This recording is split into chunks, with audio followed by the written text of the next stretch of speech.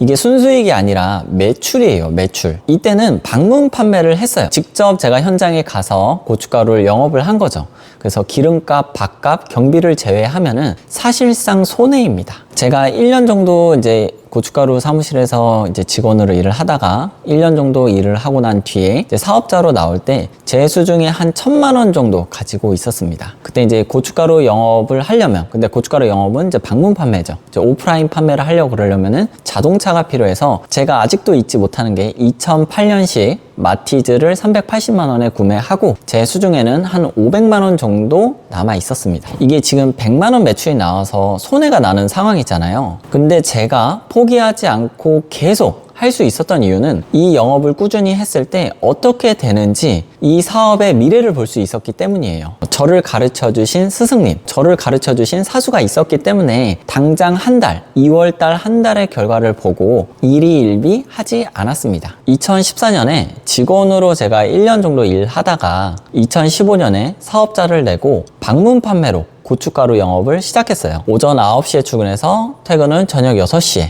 이렇게 반복적인 생활을 했습니다. 제가 성장해온 과정을 좀 살펴보니까 초등학교 6년, 그 다음에 중학교 3년, 고등학교 3년, 12년을 공부하고 제가 첫 월급을 받아본 게 100만 원 남짓이었어요. 물론 파트타임으로 하는 뭐 어떤 알바 형식이었지만 하루에 8시간 정도 일을 했었던 것 같아요. 12년 공부하고 사회에 나와서 일을 해봤더니 한 100만 원 정도의 남짓의 월급을 받고 있더라고요. 저는 그때 그 당시에 이게 크다 작다 그런 생각은 못 해봤던 것 같아요. 12년이라는 학창 시절을 거쳐왔기 때문에 저에게 이런 돈이 주어진다고 생각을 했던 것 같습니다. 만약에 지금 당장 매달 순수익으로 100만 원, 200만 원 벌어야 한다고 하면은 고춧가루는 추천드리지 않습니다. 고춧가루 사업은 뜨거운 열정보다 성실함이 중요하고 자본력보다 꾸준함이 투자돼야 되는 사업이기 때문이죠. 제 매출을 보셨다시피 오프라인 사업의 이 첫 달 매출은 당연히 미약했고 위에 매출에서 보셨다시피 매출 1,000만 원 달성한 게 8월이에요. 8월달 매출 한번 같이 보시면은 2월달에 100만 원, 8월달에 1,000만 원. 그러니까 최소 6개월 정도 걸리는 사업입니다. 스마트 스토어를 제가 2016년에 시작했는데 첫 달 매출이 5만 원이었습니다. 이 사진에서 보시다시피 저는 2016년 4월달에 첫 달 매출을 5만 700원을 달성했습니다. 저의 첫 시작도 당연히 미약했고 그 다음 달에도 당연히 미약했습니다. 근데 미약한 것들을 모아서 꾸준히 지속적으로 하다 보니까 여기까지 오게 되었는데요. 고춧가루를 판매해 보려고 하는 사람이라면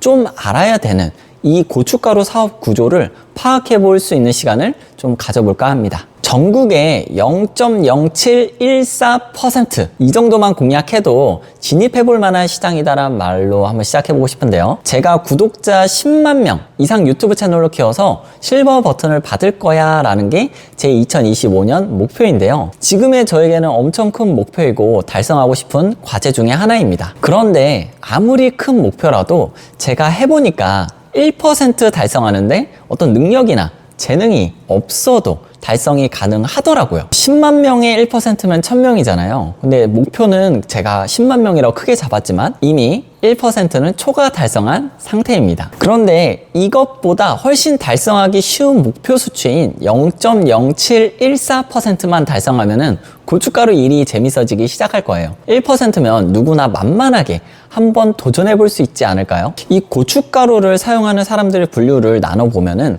가정집과 음식점 크게 두 군데로 분류해 볼 수 있는데요. 아직까지 가정집에서는 중국산이나 뭐 수입이라든지 이런 고춧가루를 잘 먹지 않고요. 드시는 분들도 있겠지만 국산 고춧가루를 여전히 한 99%는 먹고 있습니다. 흔히 주변에 있는 음식점에서 국산 고춧가루보다는 대부분 수입 고춧가루를 사용하고 있죠. 그래서 가정집보다 사용량도 훨씬 많고 매일 음식을 만들어야 되므로 계속해서 구매해야 해서 재구매율이 압도적으로 높습니다. 네이버에 전국 음식점 주소록이라고 검색을 해보면 전국에 58만 8,104곳의 음식점이 있다는 것을 알 수 있습니다. 이렇게 업종별로도 볼 수 있고 지역별로도 분류가 되어 있습니다. 이 중에서 고춧가루를 사용하는 데도 있고 아닌 곳도 있고 프랜차이즈도 있고 완제품 소스를 받아서 사용하는 곳도 있겠죠. 이러한 이유로 한 절반을 날려보겠습니다. 29만 4,052건. 어쩔 수 없는 이유로 고춧가루를 저희가 영업하거나 판매할 수 없는 곳들이 있어요. 뭐 아들이 식자재를 하는데 고춧가루를 유통하거나 집안 어르신이 농사를 지어서 매년 고춧가루를 보내주신다거나 뭐 각자 다양한 이유가 있기에 여기서도 절반을 날려보겠습니다. 그럼 14만 7천 건. 계산하기 편하게 약 한 14만 건의 음식점이 우리의 타겟으로 잡아보겠습니다. 그러면 이 음식점에서 고춧가루를 얼마나 사용하느냐, 이거를 식자재 비용, 식자재 코스트를 한번 계산해 볼 건데요. 그러니까 고춧가루가 가장 많이 사용되는 김치에서 고춧가루 함량은 대략 3% 정도 됩니다. 이 비율대로는 아니지만 그래도 가장 많이 사용하는 것을 토대로 이 비율대로 일매출 100만 원인 식당, 한 달 매출 3천만 원이죠. 이 식당의 식자재 코스트, 식자재 비용을 한번 보고 고춧가루 사용량을 대략적으로 파악해 볼 수 있어요. 음식점마다 이 코스트 비율이 조금씩 다른데요. 30%, 40%, 뭐 45%까지 올라가는 데도 있는데 코스트 비율을 30%로 잡아보겠습니다. 이렇게 잡아보면은 3천만 원 매출인 식당에서는 900만 원이 식자재 코스트입니다. 고춧가루 비율 3%를 계산해 보면은 27만 원이 나오고요. 이 27만 원이란 금액은 대략 고춧가루 한 20kg에서 30kg 정도 되는 금액입니다. 저희가 하루 평균 일매출 100만 원인 식당의 식자재 비율을 살펴보았는데요. 이 정도 매출을 내는 식당이라면 동네에서 꽤 장사가 잘 되는 대박집입니다. 일매출 100만 원이 나오고 한 달에 20kg 정도 되는 고춧가루를 사용하는 식당, 이러한 식당을 거래처로 내가 10개를 갖고 있다면 27만 원 곱하기 10, 270만 원이 매출이 나오고요. 마진율은 10에서 15%, 27만 원에서 40만 원이 나옵니다. 이런 거래처를 100개를 갖고 있다고 하면은 27만 원 곱하기 100, 2,700만 원의 매출이 나오고 마진율을 10에서 15% 잡았을 때 내 이익은 270만 원에서 400만 원 정도 나오게 됩니다. 상품이 안정적으로 공급되고 문제가 없다라고 한다면은 이 매출과 순이익은 일회성이 아니라 매달 지속적으로 발생하는 매출과 순이익이 될 것입니다. 전에 제가 이런 말을 드린 적이 있는데요. 매달 50만 원이 들어온다는 것은, 그러니까 매달 50만 원이 수익으로 발생한다는 것은 예금이자 3% 통장에 현금 2억 원이 있는 것과 같은 효과이다. 바로 이런 계산뜸인데요. 우리가 2억 원을 갖고 있고 현금 통장에 예금 이자 3%를 잡았을 때 연 600만 원이 나옵니다. 뭐 이자 소득세가 15.4% 나오는데 요거는 우리가 계산을 좀 편리하게 하기 위해서 생각하지 않고 그냥 현금 흐름으로만 한번 생각해 볼게요. 그래서 600만 원을 12개월로 나누면은 50만 원이 나옵니다. 그럼 매달 50만 원이 들어온다는 것은 현금 2억 원을 가지고 있는 것과 동일한 효과를 나타낸다고 이렇게 말씀을 드린 적이 있는데요. 거래처 만약에 10개를 가지고 있다라고 했을 때 매출이 한 270만 원 정도 나오게 되는데요. 이 270만 원에서 마진율이 10%에서 15%로 보겠습니다. 조금 최대치로 잡아보면은 한 40만 원 정도 나온다고 가정을 해보면은 이 거래처 10개를 갖고 있는 것은 현금 2억 원을 가지고 예금이자 3%를 가진 것과 비슷한 효과를 누릴 수 있다라는 것과 약간 비슷해지는 상황이 됩니다. 이런 계산법을 저도 배우고 나서 좀 약간 깜짝 놀라고 새로운 신박 어떤 자본주의 계산법이었어요. 오른쪽 위에 영상을 보시면은 조금 더 제가 자세하게 설명해 놓은 영상을 보실 수 있습니다. 그래서 컴퓨터를 다루는 게 좀 익숙하지 않으시더라도 뭐 괜찮아요. 영업을 해보신 적이 없으셔도 괜찮습니다. 저도 컴퓨터로 일해 본 적이 없었던 사람이고 영업을 해본 적도 없었던 사람이잖아요. 배우면은 온라인과 오프라인 둘 다 시작할 수 있습니다. 중도에 하차하지만 않는다면 제가 해왔던 것처럼 오프라인과 온라인 마켓에서 플레이어로 참가해서 고춧가루 IRO 멤버님의 1차 목표인 요 거래처 100개 만들기, 제가 가진 노하우, 제가 배운 노하우, 제가 지금까지 팔았던 고춧가루에 대한 노하우를 모두 다 알려드릴 거예요.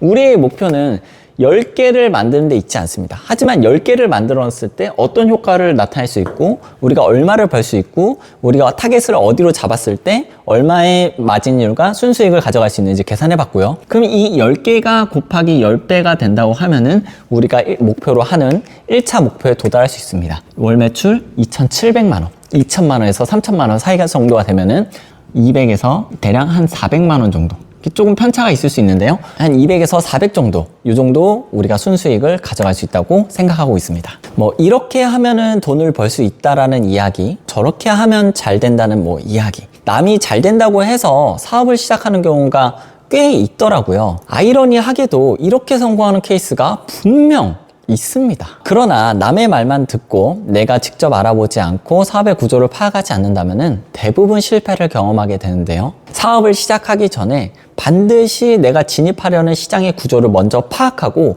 이해해보는 것이 중요합니다. 사업자 등록하고 통신 판매와 신고하는 것보다 먼저 선행되어야 하고 아주 중요한 일이지만 급한 일은 또 아니에요. 충분히 고민하고 생각해보고 따져보는 시간을 가져야 합니다. 고춧가루 사용하는 것을 우리가 두 가지로 나눠봤죠. 가정집과 음식점. 우리 주변에 보이는 그런 요식업, B2B, 도매업이 다 될 수 있습니다. 판매해야 할 대상을 나눠보고 그 중에서 음식점, B2B 고춧가루 납품했을 때 우리의 목표, 우리 1차 목표를 달성했을 때 성취할 수 있는 우리의 가치, 이 사업의 가치에 대해서 한번 알아보았습니다. 10곳의 거래처를 만들기 위해서는 100번, 200번, 수백 번의 거절이 기다리고 있을 겁니다. 가만히 앉아서 이런 거는 저절로 만들어지는 것은 없습니다. 그래도 포기하지 않고 꾸준히만 하신다면 고춧가루 세계에서 목표 수치에 달성하실 수 있을 겁니다. 그 과정에서 저와 저희 커뮤니티인 고춧가루 IRO 멤버들이 함께 할 것이고 함께 성장할 수 있도록 최선을 다하겠습니다. 고춧가루 마스터 과정이